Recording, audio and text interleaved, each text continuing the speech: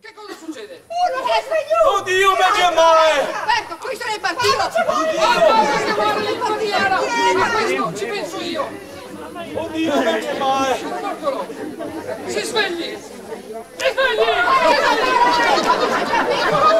Per farlo rinvenire è una tecnica per... Si svegli! Sì!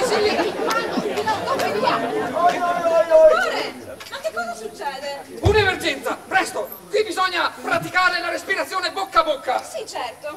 Cosa c'è che vuoi fare, padre?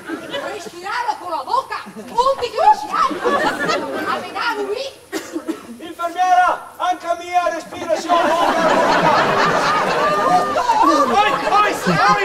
Alla respirazione bocca a bocca te pensi? Oi! Non tu fare che le devi andare!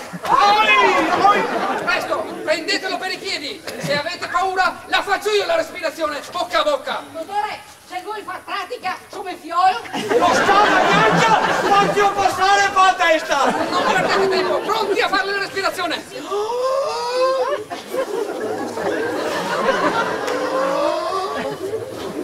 Dottore, la sala operatoria si è pronta, cosa faccio? Porto via? Ma non vedi che il dottore è occupato? Lo porti via! Adesso te consumi? Mamma, sta qua vuoi portarmi via? Ma è un porta cornicate di che non mi Vamos, dai, dottore. Non vuole, non so mia viva! Mamma, aiutami e vuoi portarmi via! Tutto che se no te cavo le gonadi.